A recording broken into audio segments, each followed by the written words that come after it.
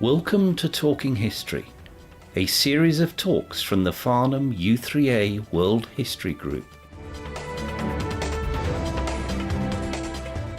The views expressed in this talk are representative of the views held at the time of the material being discussed.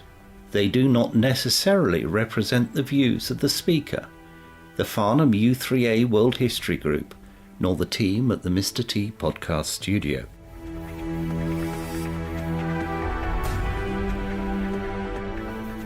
In this talk, Andrew Cole tells us about diet through the ages, as well as today's diet regimes. This talk was given at a time when gatherings were allowed as long as the room was well ventilated, and so the windows and doors were open, which means that quite a few extraneous noises have got onto the recording. It's great to be here in person. The last time I presented was the last presentation before the first lockdown.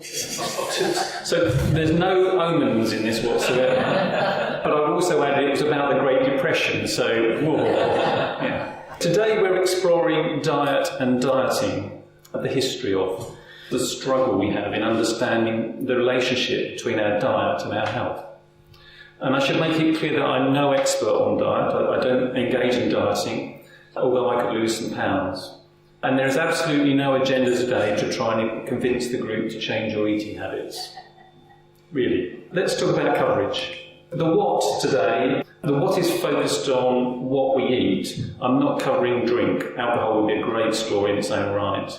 And though there is some coverage of cookbooks, the emphasis is on what we eat and how it's linked to our size and our diet. The why is why people eat and why they do, and what caused people to change their diets. The focus is on England, but there will be a lot of outside influences, including inevitably the Americans. And the period I'm using is from 1500, when the first diet books started to appear as the printing press arrived, right the way through to the current times. I'm actually using quite a lot of the current position because our knowledge now helps inform the understanding of the past. You'll see how that turns out as we go through this. So what I'm going to do is I'm going to give you a chronological view of the history, a quick skim through from 1500, and then I'm going to do a couple of themes across the centuries as a pattern, and then I'm going to look at some what we call fad diets that are around today and their history. Some definitions first. I think it's quite important because I'm using some particular versions of the word, distinct meanings. And I'm using this characterisation. We start off with someone eating their diet, what they normally eat on an ongoing basis. Unfortunately, this often leads to being overweight, and the individual recognises this and decides to act.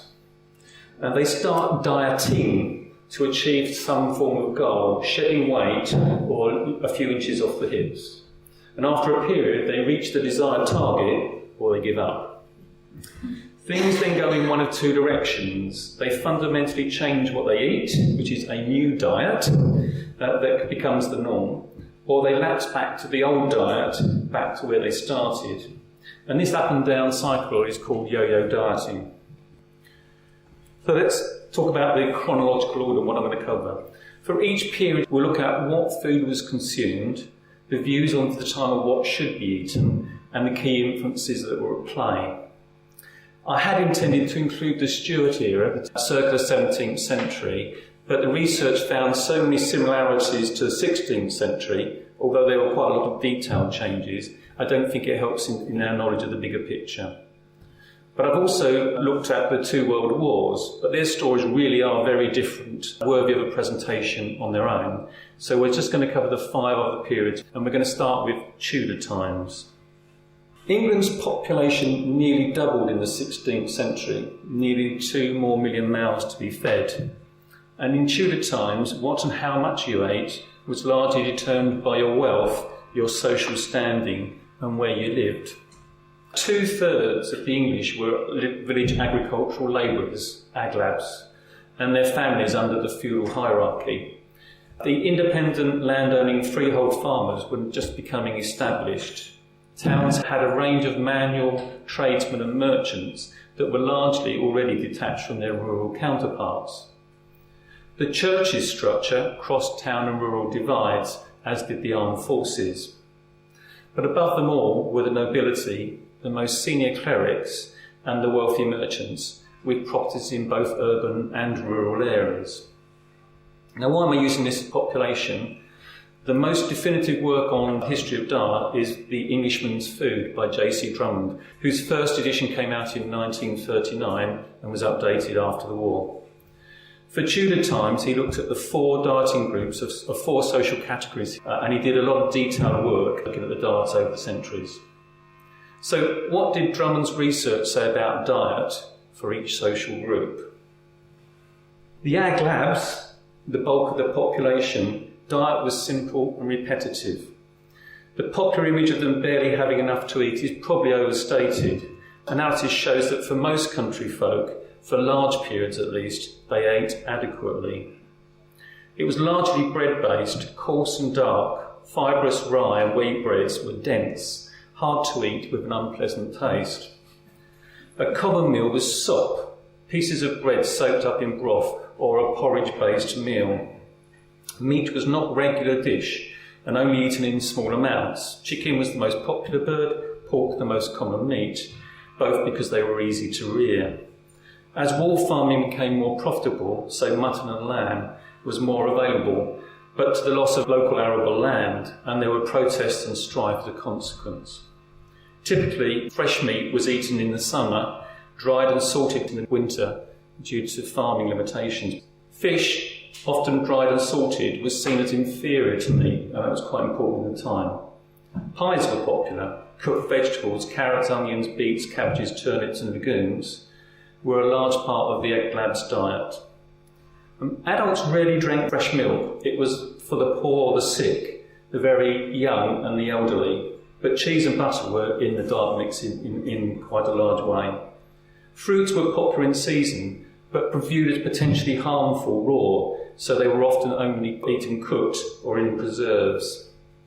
Now, when you add up that list that I've just gone through together, with a notable some exceptions, that's quite a healthy mix of diet food, albeit rather bland. The biggest problem for the Ag labourers and their families were poor harvests. Shortages and high prices meant foods were beyond people's means. And there were at least 2 major famines in Tudor times, exacerbated by the shift of land from crops to wool. Net, most agricultural labourers barely had enough to eat to survive, and insufficient for long-term good health. But this shortfall was not the prime factor for a life expectancy of averaging only 35 years. More significant was disease and the lack of good hygiene and sanitation. For the poorest in towns and cities, their diet was similar to their country cousins. But Drummond's research focused on what he calls artisan townsfolk, cordwainers, tailors, smiths and masons. They ate more fish and meat, typically alongside bread. Oysters were very popular where they were available. The only vegetable used in quantity were onions and cabbages in the soups. Cook shops sold lots of pies and other prepared dishes, the fast food of the day. Pork-based cities and towns meant more variety of dishes than the countryman could possibly get. Now, townsfolk's diets were sensitive to the economy and food availability. They maximised meat intake when it was available, but in harder times they fell back on salted fish, cheese and soups. There were periods of corn shortages in towns, and the authorities sometimes provided welfare on bread supply, something that was unavailable to the rural communities. A significant issue for townsfolk was the reliability of quality food. Tradesmen watered down milk, meat could be rancid and products adulterated, issues that the near-source countrymen didn't have to face. And seasoning was used to hide the true state of the food, and authorities had inspectors, but they had little impact. Now, the only reference to clergy, monks and nuns and so on is that they ate generally better than their counterparts wherever they lived. But other than that, the diets were not too dissimilar, though I think they drank lots of wine. Let's move up the wealthy scale to the wealthy. So this is the wealthy countryman. They dined well on the produce through the labours of their tenants. Though the landed weren't immune to economic depression, poor harvests and food shortages typically meant higher prices, and their incomes actually grew. Meals were dominated by extensive varieties of meats, served with a diverse range of herbs, more than today in some cases. Bread was typically fine wheat manchet, a soft yeast bread of good quality, albeit lower in fibre. There are conflicting historical views on the extent fruit and vegetables were eaten. Some texts say that vegetables were popular, most were not popular, limited to just onions, leeks and cabbages that were cooked with the meats. They also say little native fruit was consumed raw, served only cooked with meats and preserves. But others say that it was the start of trying more variety of homegrown vegetables and fruits. And there is evidence of new varieties of both veg and fruit being grown, though some of these were just for show rather than to be eaten. And orris, grapes and dates and prunes were exotic table extras for the wealthy countrymen. There were a number of cookbooks published in the 16th century targeted at wealthy households that conferred many favourites but also pushed the boundaries with new combinations of fruits, spices with their meats. Overall, the picture looks to be of a meat-rich diet with few vegetables or fruit, not a particularly healthy diet. The excesses of the nobility and the wealthy with extravagant banquets, are pretty well known. Exotic dishes of every possible meat and bird, swans, the list is unbelievable. They were followed by sugar-based tarts and fritters. In fact, sugar was progressively added to every course and every dish type. Archbishops vied with the court and the nobility in their overindulgence. And these excesses will continue for nearly 300 years, at least in some form. In reality, the headline stories probably overstate the levels of indulgence. History tends to recall exceptions rather than the everyday. But Drummond's research of the weekly provision stocks of the titled houses identified just the scale and the range of rich foods that were being consumed. Let's take a different perspective. What was seen as the right diet at that time, and what were the influences on diet, aside from the wealth and geographical divide that I've already covered? The dominant doctrine on health and good diet was derived from the ancient Greek humorism theory, remarkably dominant for nearly 2,000 years. Humorism is a big topic, but in essence it determined what was good and bad to eat based on 4 bodily fluids linked to your physicality and, strangely, even your personality. Though it had some things we'd agree with today, it was a flawed theory with some pretty quirky views on certain foods. 16th century English consumption books focused on diet, not dieting, normally linked to the wider lifestyle choices backed up by moral fortitude. And I found 4 particular popular books. Typical amongst them was the diplomat Thomas Eliot, Castle of Health, which went through 17 editions. Humorism was founded at its foundation, combined with a frugal, simple, less meat diet, alongside a civil ideal to avoid excesses. Quite how this went down with the nobles and the rich, telling them that they shouldn't be eating, I'm not quite sure.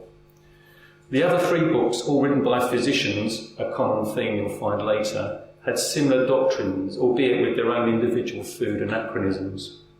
And there was a general suspicion of raw fruit and some of the vegetables. Andrew Board's book of 1540 contained a number of warnings about raw fruits being harmful. In the plague of 1569, the sale of raw fruit in the street was banned, so that was the attitude to fruit. The first European bestseller book on diet was Attaining a Long and Healthy Life by the Venetian Luigi Canara, published in 1558. And he is highly recognised in all the books I've read. It was become a common narrative. A person who lived their life to excess reforms their ongoing diet to achieve a better health. Canara's mantra was to eat and live in moderation, to have a long and worthwhile life, and he lived into his 90s. The book went through 50 editions in the 17th and 18th centuries, and you can still buy it on Amazon today. What were the other influences? Sumptuary laws. Some of you may recall these. They've been around in Europe for many centuries, and they dictated how you could live, aiming to set a clear distinction between societal ranks. Tudor England's aristocracy took exception to the courtiers' and merchants' wealth with feasts that rivaled theirs. And sumptuary laws defined fabrics, styles and colours that each class could wear. But they also set boundaries on what food you could eat. For example, in 1517, the sumptuary laws were designed to limit the excessive fares. The rules spelled out the number of dishes per meal that each social group could serve. So the royals could eat whatever they liked. That's not perhaps a surprise. The cardinals could serve 9 dishes. Dukes, earls and bishops could serve 7. Lower lords could serve 6. And the gentry could have just 3. Each dish had all sorts of rules of what you could and couldn't have. And frankly, the 3 is enormous compared to what we eat today. So, not cutting back that much. The laws were largely unenforceable because there were so many exceptions and crafty workarounds. You always invited somebody at a higher level to your dinner when you wanted to have a big meal because then you were allowed to have it. Well, a great way to work. But it's generally recognised they set the ethos and the structures for that time. The church was influential. Prayer was seen as an important force against adversity, including famine. But more practically, most religions had codes and rituals associated with food and eating, abstinence and self-denial. Indeed, some sects' identities differentiated themselves by a diet, and that's still the case today. In England, the church directly influenced what could and could not be eaten when. For centuries, fasting days were set by the church as part of observance. It didn't mean going out with food altogether, just eschewing flesh. Meat was replaced by salted, occasionally fresh fish. And in the move from Rome Popedom to the Church of England, fasting rules ebbed and flowed as the relationship between the church and the state changed. Fishy days varied over the century. They were most commonly on Fridays, some Saturdays and even Wednesdays as well. But there were periods where fasting was banned altogether, as much about politics and economics as religious zeal. And the 40 days of Lent is, of course, a time for resisting temptation in the run-up to Easter. In Tudor times, various foods were forbidden. Shrove Tide consisted of 3 days: Shrove Sunday, Collop Monday, the collop is a piece of fried or roasted meat, and Shrove Tuesday, opportunities to use up the forbidden foods. And there are records of pancake events back to the 14th century. So religion was very influential at that time. Let's move on past Tudor times now to the Industrial Revolution. The Industrial Revolution transformed Britain's place in the world. It had mastery of the seas by this point, and international trade interests were growing and protected, in part fuelled by the slave trade since 1640. Population growth accelerated, putting real pressure on food supply. Social categorisation that I used in the 16th and applied to the 17th centuries was no longer really representative. The term working class starts to appear in the books, replacing labourers and peasants as the feudal system faded, formally repealed in 1660. And social categorisation moved to what we widely understand today, which is unskilled and skilled labour, middle and upper classes, though actually the quality of data doesn't really arrive until the mid-19th century. That said, rural versus urban is a big theme that stays with us. On the availability of stable foods, there were 3 clear periods in the Industrial Revolution. The first half of the 18th century had few droughts, good harvests, rising living standards and a better diet. But the second half of the century there was insufficient food. The carry-through from rapid population growth meant population needs ran twice ahead of the agricultural outputs. In the early 19th century, there were both good and bad harvests, with staple food prices varying wildly. Farmers protested when there were low prices, when there were times of plenty, and in 1815 the Corn Law came in to protect them. This and other factors meant poorer people suffered due to insufficient food or expensive food at certain times. On key dietary changes, the wealthy landowners' consumption largely remained excessive, but French cuisine became fashionable with the upper class. Sugar, still a luxury for the well-off, but now more affordable, became a common ingredient in dessert dishes. Market gardening and orchards expanded more vegetables and fruits for most social groups, even if they were seen as less desirable than meat and bread. Broccoli was introduced in 1700, tomatoes in 1750, and actually there's a whole catalogue of things that came in. Cheeses had regional identities now. Cheshire, Gloucester and Cheddar were available in the towns. There were shortages and local food riots. In 1766, there was a well-chronicled cheese riot in Nottingham. For country folk, there was a strange north-south divide on diet. The north typically ate far better than their southern counterparts.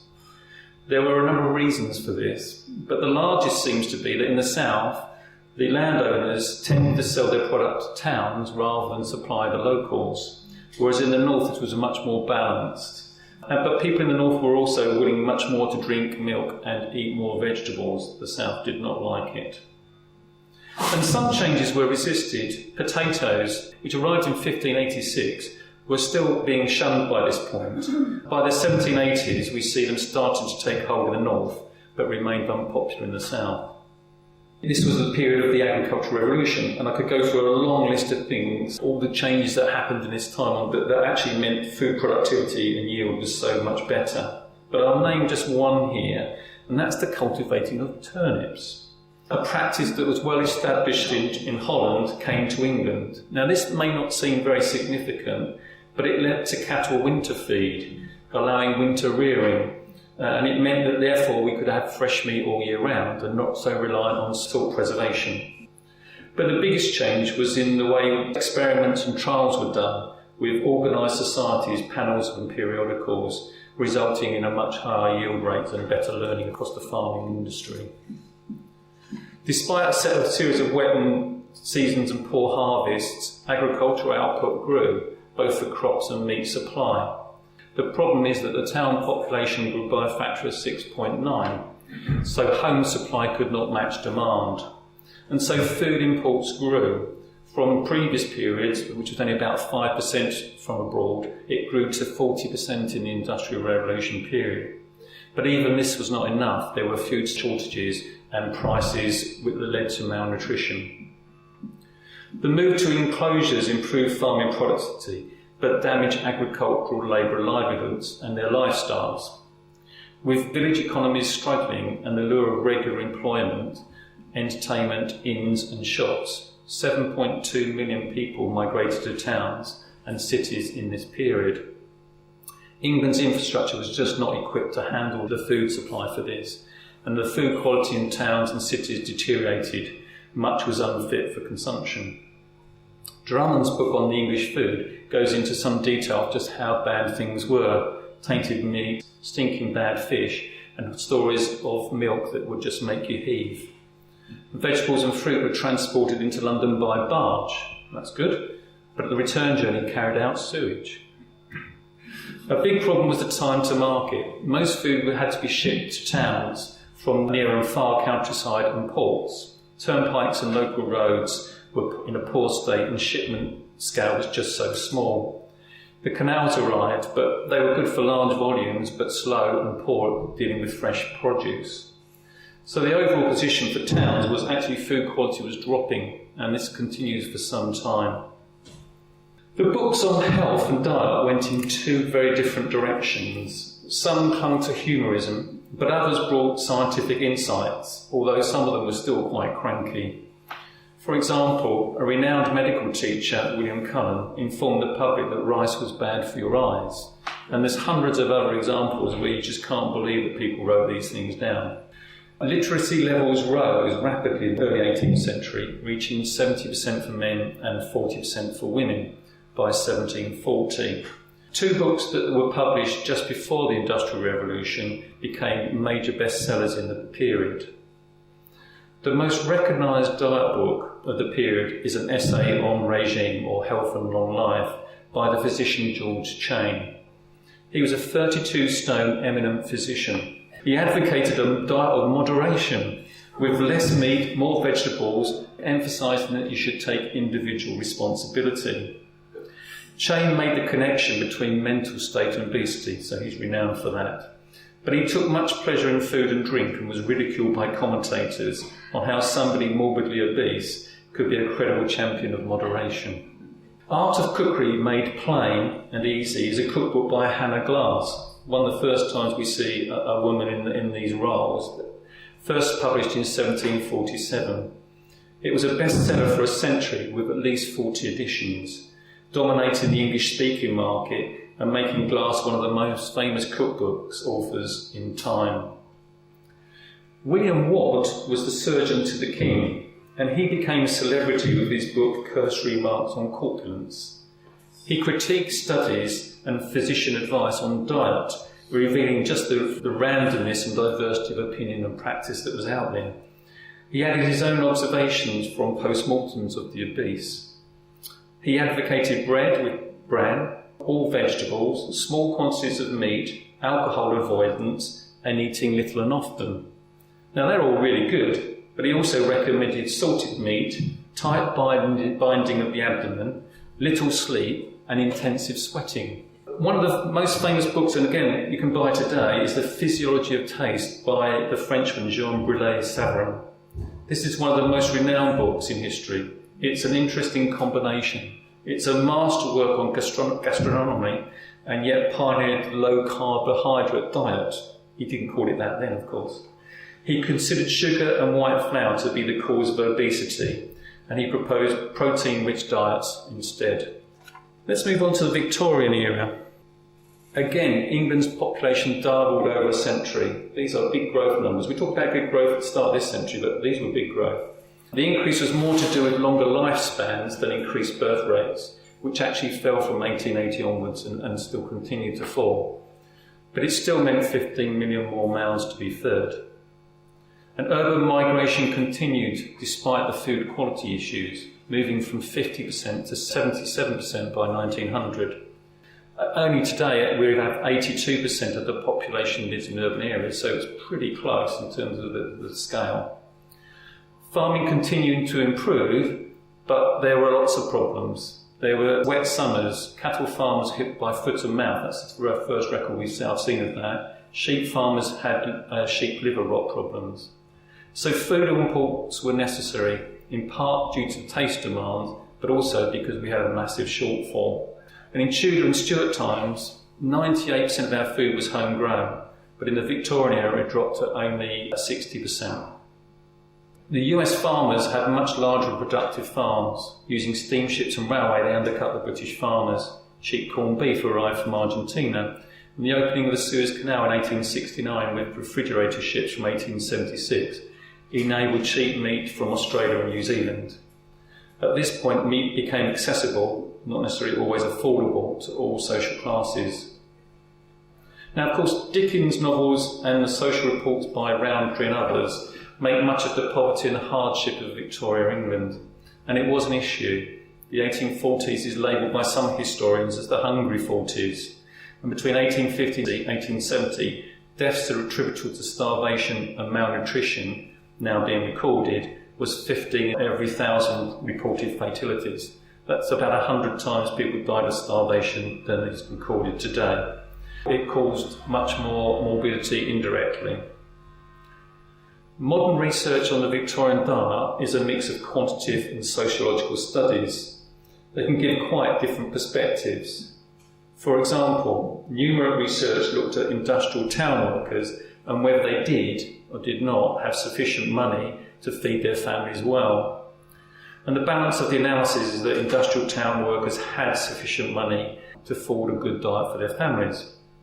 Yet other evidence shows that the industrial town families actually were ill-fed. So social scientists have stepped in to examine the mismatch. And they concluded that this is due to a good part in the changing role of women, moving into the factory, and that both sexes, men in particular, spending much more money and time on alcohol and social activities rather than on the family food. The general view is they had the money, but it just didn't go to food. The staple diet in this period was bread. Sustained growth of cheaper potatoes, not exactly popular, but getting more popular, at the expense of wheat up until the mid-century. From then, incomes rose and consumers could now choose whether they preferred bread or potatoes. Wheat actually sustained its position over above potatoes at this time. Attitudes to fruit, vegetables and fresh milk remained divided until the end of the 19th century, and the amount of diversity of food consumed remained largely dictated by your social class. The upper class continued to eat lavishly. Mrs. Beeton, and many others actually, I haven't realised how many there were, the Book of Household Management of 1861, but there were many other examples, provided middle-class households with elaborate dinner recipes for their domestic servants to prepare. Gastronomy, and in particular French cuisine, was influential, cascading from the reserve of the wealthy to the status-seeking middle class. And townsfolk's quantity and quality of food improved more than for the rural folk. Detailed records show agricultural labour's diet was typically sparse and deficient in protein and vitamins. There were some great product innovations at this time. Long life products, condensed milk, dried eggs, soups and bottled sauces. Canned foods arrived. Once the preserved the armies and the navies, they moved to the public domain. Britain's first large meat canning factory was set up in 1865. Margarine and brands arrived in 1870s. All of those things were actually developed in Napoleonic times by the French, but they actually started to hit the ground for the public at these points. Convenient branded packaged goods were also available in the local grocery store and promoted in newspapers and billboard adverts. Actually, the first one I found was Bird's custard powder from 1837. But it wasn't all good news. Food adulteration in towns had been a problem for centuries. It was sporadic in the 17th century, common in the 18th century, but it now became rife in the 19th century. It really was rock bottom. Doctors cited rural patients becoming ill after eating in the town food, and seasoning was used to mask the dire conditions of the meat and the fish. Bread, cheese, milk, butter, sugar, sweets and more were adulterated in some very clever ways by food makers and shopkeepers.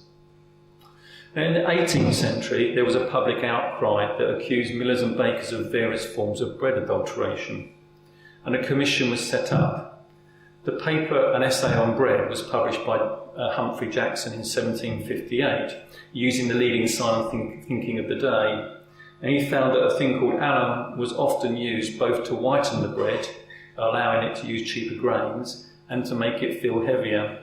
Now, alum is an aluminium-based compound. Today we use it in detergents that causes bowel problems and diarrhoea, and it's fatal for children. Alas, though this was found, little changed for the next 50 years. Neither bakers changed their practices, and the public didn't change its opinion. Adulteration of foods was very common at this time. But the 19th century was worse. The food shortages and high prices meant higher profits by doing so. There were three main breakthroughs that turned the tide against food adulteration. A guy named Frederick Ackham was a trained chemist, a well-known experimentalist recognised by the Royal Institution, and he used detailed chemical analysis to prove widespread dangerous adulteration of many staple products. His book, Death in the Pot of 1820, was an absolute sensation. But like all whistleblowers, he was ridiculed and hounded out by the offending traders. But the evidence was now out, and others followed. The Lancet publication, launched in 1838, formed an expert team and regularly published a stream of research papers showing the levels of adulteration. The work by Arthur Hassel in 1841 found that every single baker in London used considerable amounts of alum. This is 100 years on, including the premium brands that advertised on the billboards perfect purity. And equivalent findings were found in milk, cheese and sweets. This came to a head in 1858 when 200 people were poisoned and 20 died after swallowing lozenges sweets, which the manufacturer, but they mistakenly used arsenic. So the government had to act, and the Sale of Food and Goods Act arrived in 1875, which established principles that we still hold to today. And they had a backup and enforcement team behind it, and adulteration from the 1880s onwards dropped significantly. All manner of publications started to arrive, with a large number of reading population, so more diet and now dieting books appeared. There were a number of cookbooks published by both men and women, but the books linking consumption to weight and health were largely the preserve of male authors. Of the 25 recognised books as noteworthy, I've chosen 5 here, which actually start to show the growing influence of the Americans. The Lectures on the Science and Human Health by Sylvester Graham, an American minister. He was an evangelist and promoted vegetarianism, and he advocated whole grain breads and actually sold a lot of them as well. Fletcherism arrived. What is Fletcherism? Horace Fletcher was a flamboyant American character, physically and personality-wise. The practice of chewing until the food is reduced to a finely divided liquefied mass, which became all the rage in the US and in certain parts of London as well. The Letters on Corpulence by William Banting is probably the most famous dieting publication pre the 20th century. He was an excessively overweight undertaker, and he tried all sorts of weight loss diet schemes until one seemed to work where he lost 46 pounds. He published his story and the dieting scheme, and it became a worldwide bestseller in many languages, and for decades the term abanting meant to be dieting.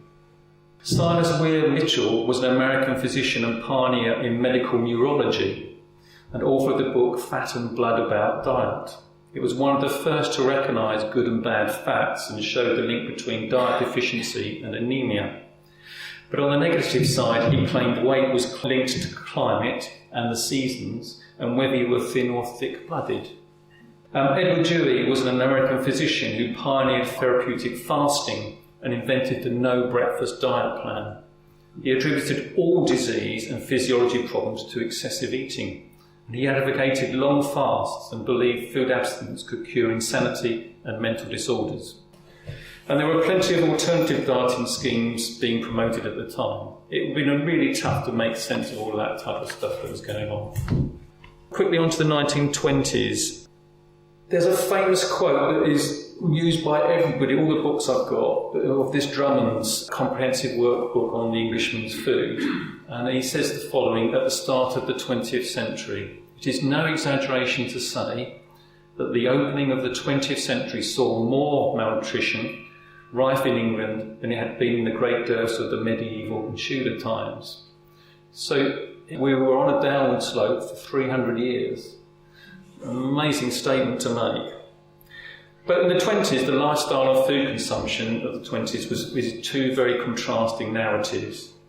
There's the glamour, a sense of freedom, an expanding middle class, new sources of entertainment and consumerism, with a large variety of new goods and services. That's one view. But in contrast, we've got the post-war period decline, which we saw up through the 1930s with the Great Depression. Poverty amongst the unemployed contrasted strikingly with middle-class affluence. The experience of the Great War influenced British society, particularly women. More had worked and gained a certain degree of independence. World War I and Spanish flu gave young people a feeling that life is short and they should live today. Younger women felt more empowered and was reflected in new fashions. Hair was shorter, dresses shorter, women started to smoke, to drink and to drive cars. The independent flapper appeared on the scene, shocking society with her outlandish behaviour. Now behind this is all about being slim, curve-free, flat-chested, and French fashion came to the fore at this point, all looking for the slim image. And these brought more focus on weight and diet, but it was not all like this. The other narrative is of the working class. From the 1922 until the mid-1930s, there were hunger marches, highlighting the difficulty in putting food on the table. Unemployment levels were higher than previously, but they were heavily skewed to the industrial towns in the north. Now, there's much research on the working class income and diet for this period, and the prevailing view is that for the working male-headed households, so that's the men that run the house, the energy and nutritional food availability was actually probably okay. But if you were unemployed, or it was a female-headed household, malnutrition levels were much, much higher. Average consumption levels grew to levels not that far short today, but the problem with averages is that it doesn't show the full picture. There were lots of government interventions to improve nutrition for the poor, and some made some difference, but there were big problems still. Consumerism, the booming US economy introduced new products that extended to the UK. Many new kitchen devices came to the market. The Argo cooker was first launched in 1922. Electricity supply enabled food mixers, 1920s. Pop-up toasters, 1926. And for the overindulgent, and there were lots of them, John Rennie first marketed the indigestion tablets in the 1920s. And there were some new trends in what people ate. A good solid meal of meat, potatoes and veg became a recognised standard, even if not everyone had one. Breakfast cereals as we know them today arrived in 1922 with imported Kellogg's cornflakes and all bran. And there were a diverse range of cakes that became much more popular than we'd seen previously. The wealthy, at this point, had started to eat less. I mean, I'm talking relatively. And just as an aside, Italian cafes and restaurants became popular with an influx of Italians after the First World War. But again, there were problems. Fat shaming, as a term we recognise today, became more prevalent. As we see in social media today, a new class of media, in this case magazines, carried influence, and it made very clear that being fat was bad. They include their own dieting articles alongside paying advertisers with wonder products and regimes. As an example is Leonard Williams' remark in his book 1926 entitled Obesity. A doctor, he made it very clear, being fat is unacceptable. Other quotes that of the time, including the fantastic one which was much used at the time, is that these fat people are failing the empire. In previous years, with a few notable exceptions, books were largely about the sustainable diet, although dieting books did come in. But now dieting books really took off. The American physician Lulu Hunt Peters' book, Dieting and Health of 1918, was an early example of the calorie-controlled diet, first mention of that, and it was a bestseller. It explained the concept of calories and showed women how to calculate ideal weight and estimate food portions. The Diet for Women, notice a theme of words here, was published by the British physician Cecil Webb Johnson in 1923. Now he advocated a low carbohydrate, low fat and low protein diet. You do wonder what's left. All cakes, cereals, dairy, sugar, potatoes, carrots, peas, beans, fatty meats and game were all forbidden. That's a really tough regime. The book, The Culture of the Abdomen, was targeting men, very rare. It contrasted the bad posture and protruding abdomen of the civilised man, I don't know what they're talking about, with the splendid physique of the native man. It advocated daily rhythmic abdominal exercises and was widely endorsed by the medical profession. So women were being targeted, stop eating all the nasty stuff. The men, just beef yourselves up, mate, you'll be all right. Extraordinary. Beyond books and the media became influential. There were famous forms of restricted clothing, such as rubber corsets to sweat out the fat. New science was spawned an industry of anti-fat products, avoiding the need to change your diet or do exercise at all. There were slimming drugs. There's a big story about drugs in this, right through to drugs that are used today. Cocaine is really popular today, apparently, to lose weight. I didn't know that. And as thyroid substance to cure obesity. Beautification surgery became commercial, using much of the learnings from World War I. And cigarettes actually promoted weight loss benefits. Now, some were appalled by the slimming craze. A guy named Arthur J. Cramp, in his book of 1928, a doctor, Fooling the Fat, decried the charlatans' new schemes and these dubious new products, and hated the fact that the public put faith in these new schemes.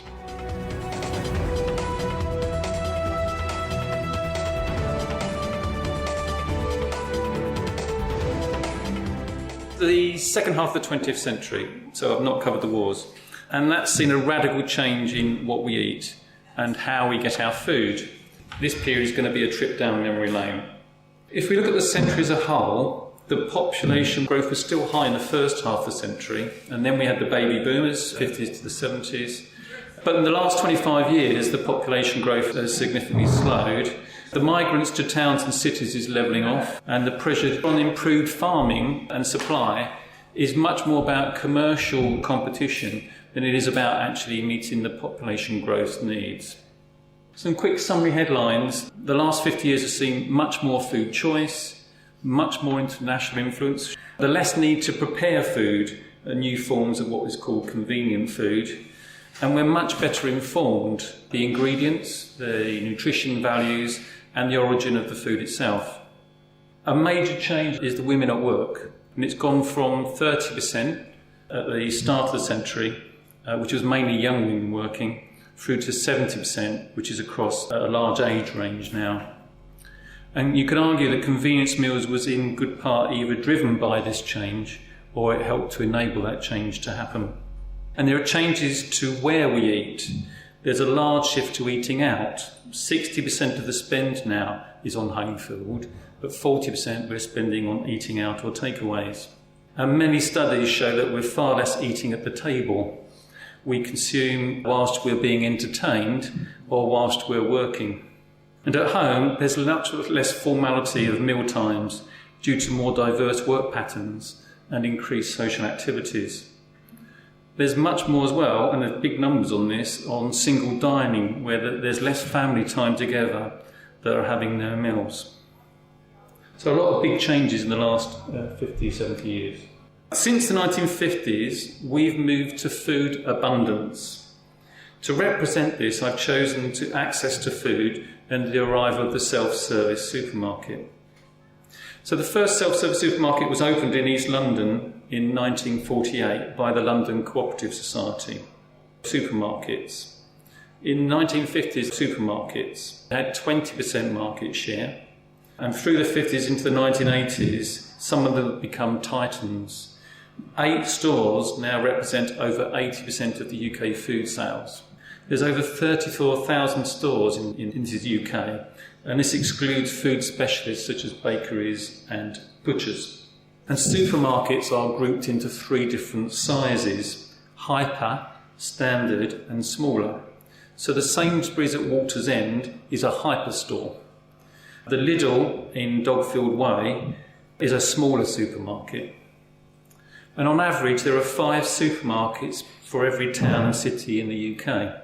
Alongside these are small urban and local chain grocers and rural farm shops. So we really have extensive access to food.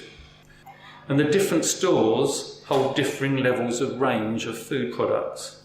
For example, the Water Lane Sainsbury's will hold around 25,000 food types for us to choose from. Now that's a staggering number. It's estimated that in about 1900 the choices were only 500. So we've moved from 500 to 25,000 choices of food. Now that said, you might not like them all, but that's what's there. But the dominance of the supermarkets isn't all good news. Not only have traditional grocers largely disappeared, but so have local butchers and bakers. And the number of specialist stores in the UK have halved in the last 50 years. And more choice doesn't mean more healthy. There's an excellent study done by an Australian group that found that only 32% of available supermarket products could be classified as healthy. And product diversity and year-round supply means global sourcing. 48% of their food comes from abroad. Less than 2% is local. It means that more packaging and transport, and of course there are environmental consequences. So it's not all good news. And supermarkets are accused of conditioning us to purchase what they want to sell.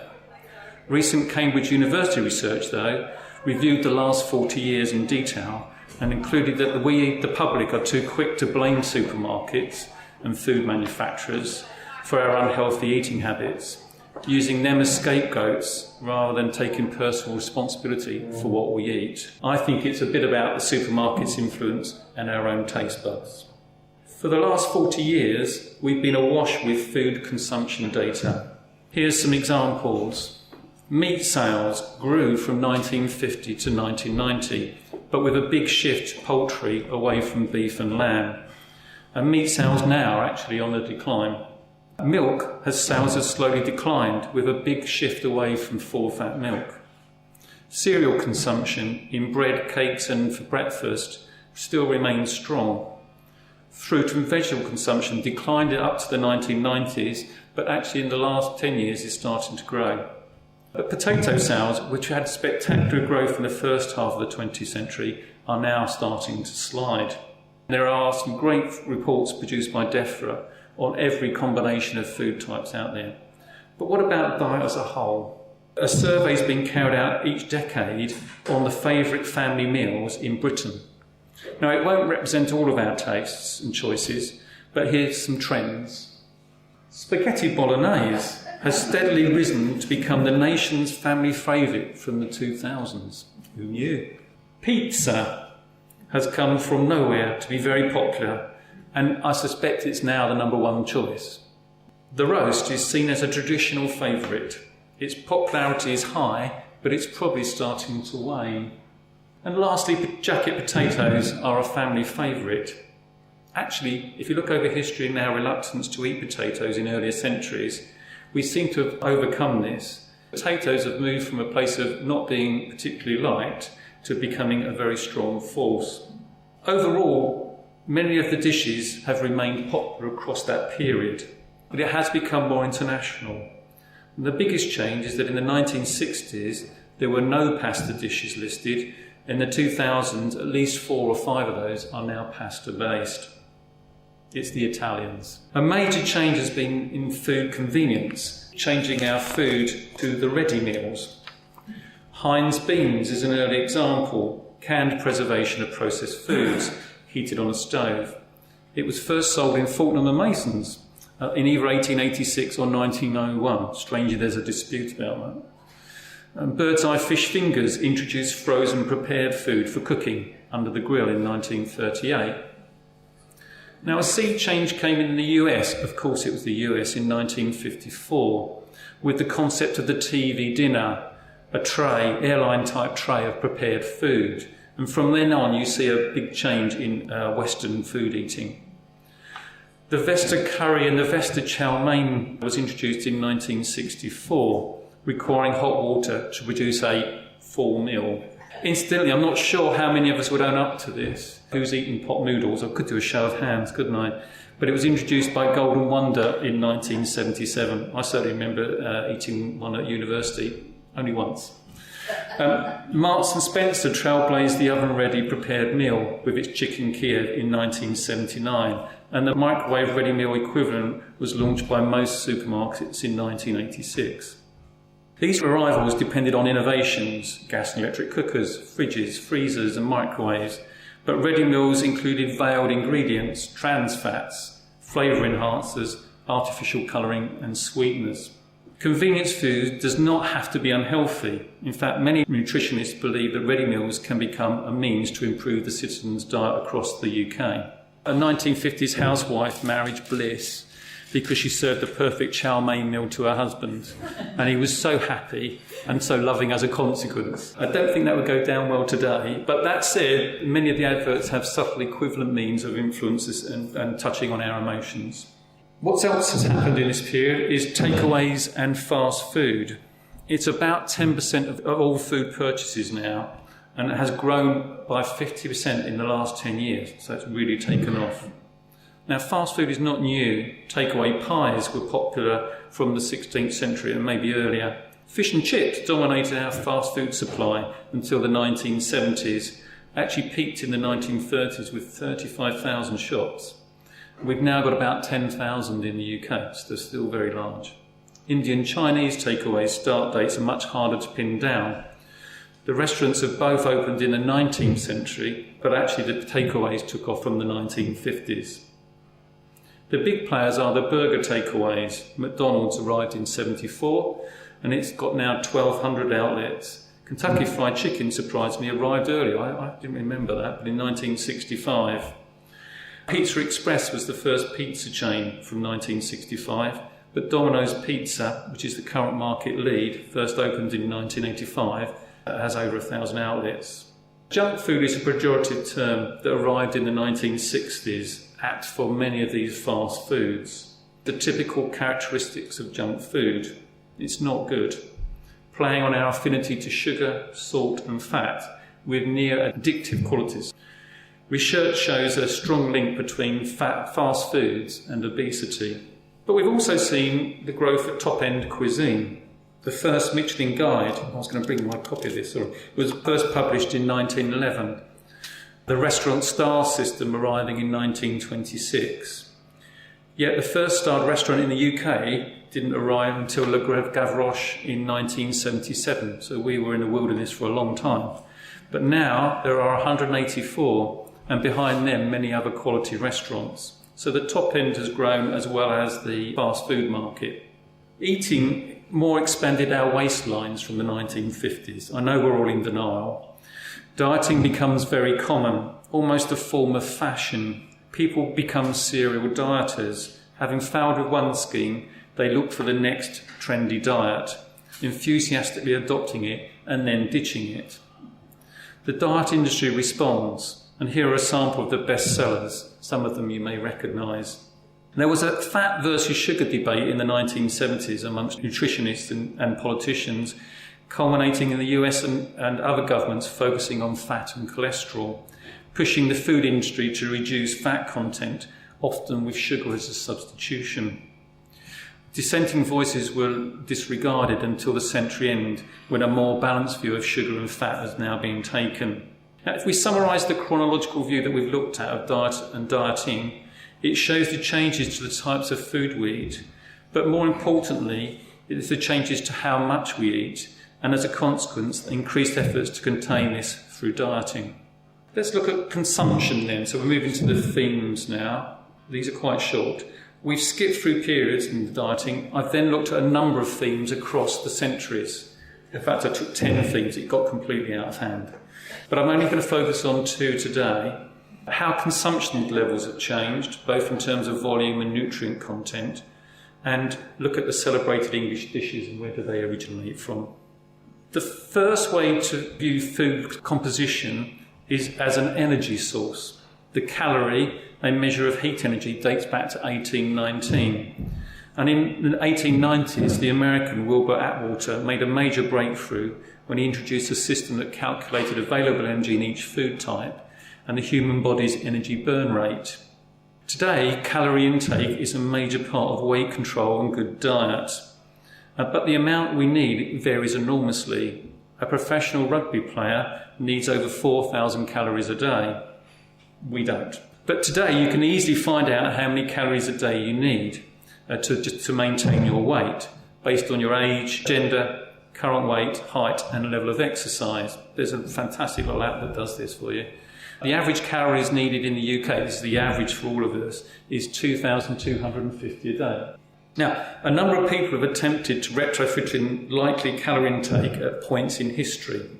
Clearly, the consumption of the wealthy and the poor would be very different in history, though they actually start to converge from the 19th century. Today's recommended average intake may not be relevant to the past.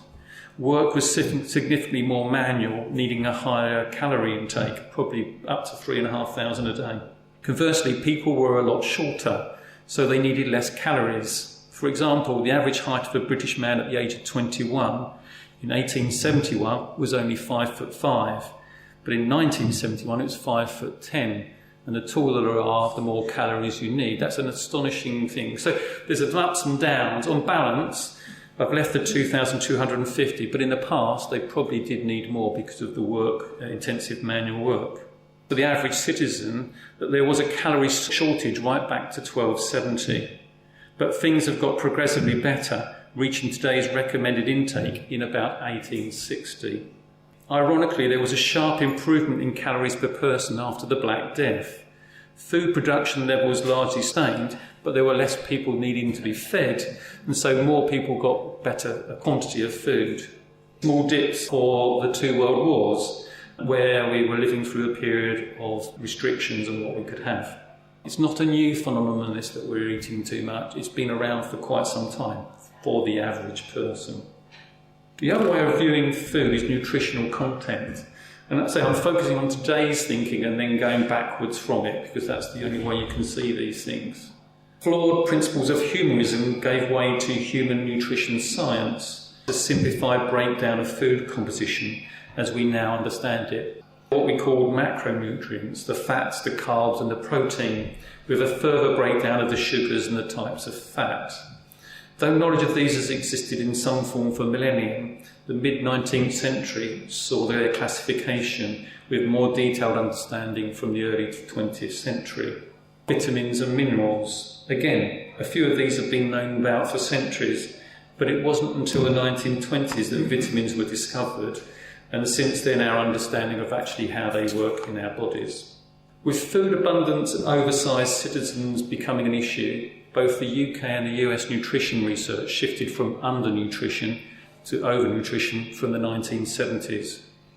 And today we've got these guidelines like 5 a day, labelling of products and trackers on you can use on an app where we can gauge our intake, though frankly it's rather messy and imprecise.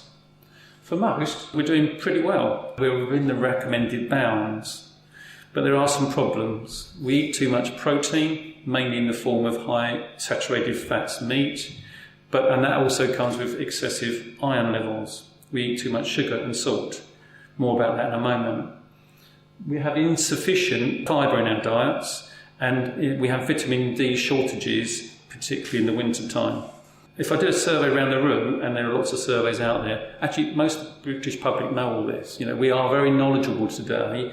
Whether we act on it is a slightly different matter. If you go back in time, it gets harder to prove, but nutritionists generally think there were many more vitamin and mineral deficiencies in England in the 16th to 19th centuries.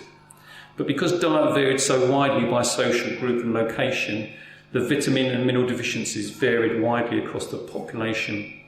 There is clear evidence of vitamin A, C, D and iron deficiencies in these periods, with consequences on eyesight, green sickness, anemia, scurvy and rickets.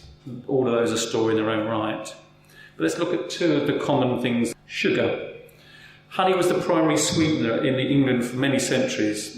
Imported refined sugar was a luxury for the few.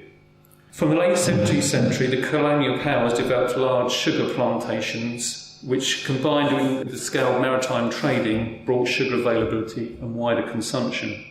By the mid-18th century, people were eating 10 times from 150 years earlier, and then 7 times more of that again in the last 150 years. Its addictive qualities have driven this growth. Products of today have had their sugars are added to them, and this is one of the hidden problems with processed foods, is you really don't see what you're having. But sugar consumption has levelled off, but we're still consuming about 50% more than we should. Salt is a very different story. Again, it's about addiction, but it started much earlier.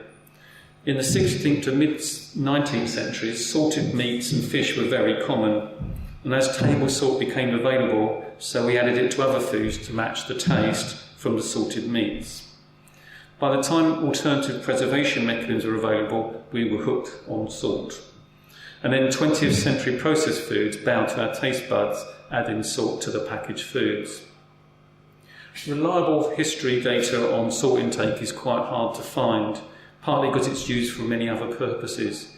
Nutritionists think that it was higher than today in previous centuries, but consistent recording only started in 1958. From 2003, the Food Standards Agency targeted the food industry to reduce salt intake in processed foods and consumers adding salt to meals. There's been some success. Our overall consumption is still too high. So you can see where the problems actually date back a long time, where we get used to these things and we just can't get off them. In the early periods, the poor ate significantly less than the wealthy, who ate to excess the wrong foods. This is not through choice by the poor. They would have done the same if they could have. Neither's diet could be described as healthy, but for very different reasons. But today, research consistently shows that on average, middle class and upper class diets are healthier than those of the working class. Figures from studies vary, but the common view is that for the lower social groups, I don't like that term, but that's what they call them, about 9% more calories are eaten than by the other groups, equivalent to about 300 calories a day. I think care is needed with such generalisations. So when did this overeating crossover happen from the rich being eating too much to it's now the lower social groups? Well, the upper class curtailed their excesses and took on more vegetables from the late 19th century. The 1880s is generally regarded as the turning point when the working class started to get access to sustainable and affordable food, breads and staple products, largely driven by the imports. In the early 20th century, the volumes eating started to converge across social groups, particularly with the influence of World War I and World War II rationing. In the second half of the 20th century, we moved to food abundance. Convenience and fast food has been taken up by all classes, but particularly by the poorer social groups. And the quantitative evidence only really exists since the 1960s to show that it is where the working class overtook the other social groups in terms of volume eaten. Now, studies show a mix of reasons why lower social groups make more unhealthy food choices. There's economics, attitude, their education levels, the influence on them, and the local environment are all in the play. The most interesting is that the general education attainment, if you look at statistics, it has the biggest association to making healthy food choices, your level of general education. Types of food and quantities of food chosen by those in groups with less education attainment are less healthy. But what about our national dishes? England's signatory dishes may not have the delicacy or subtle palate of French cuisine, but they are ours. Each has a story. Just a couple of examples. Pies and pastries, both sweet and savoury, date from the 14th century. The Sunday roast originated as a meal to be eaten after church on Sunday, a link to the fasting days. Though elements existed back to medieval times, the roasted meat, potatoes and veg that we understand today is only chronicled from the late 1700s. And I didn't know this, but fruit crumble evolved in the Second World War, when rationing led to a move from pies to coated toppings. So quite a variety of dates there from some of our most famous foods.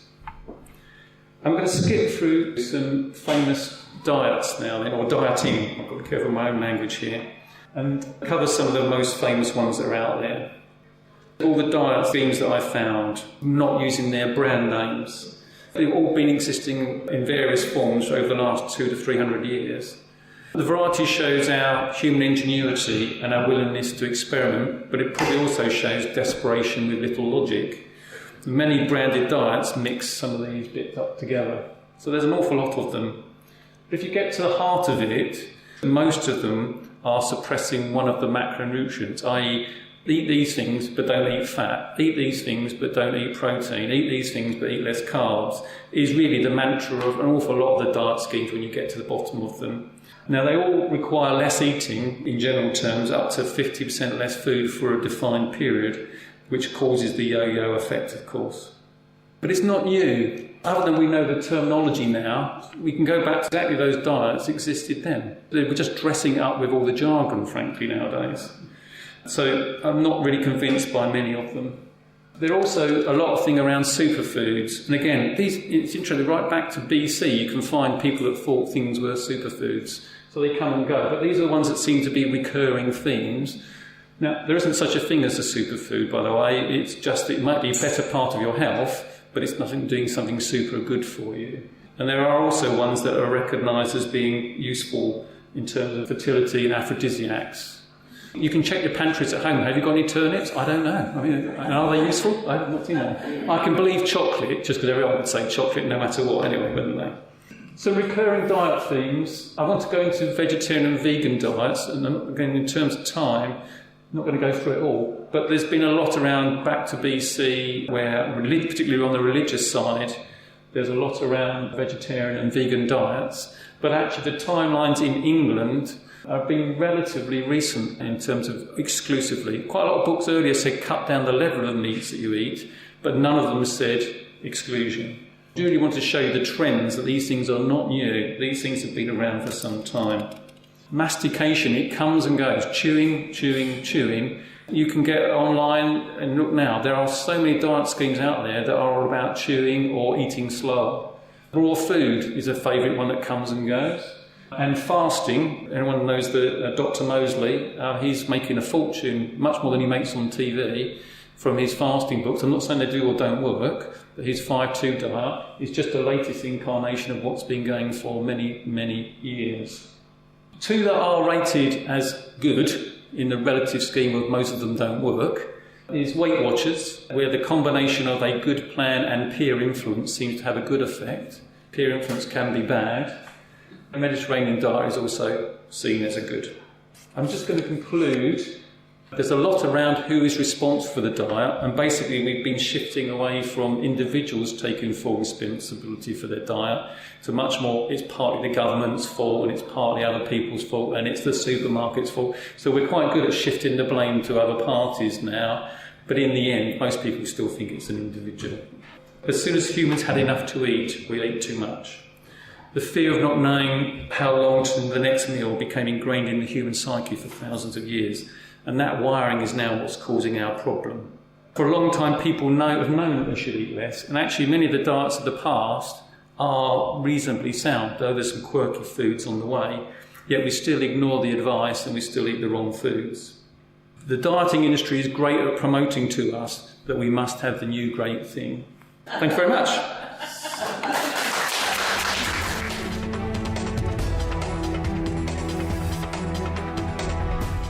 This podcast has been produced by the Mr. T Podcast Studio in association with the Farnham U3A World History Group. Thank you very much for listening to this talk.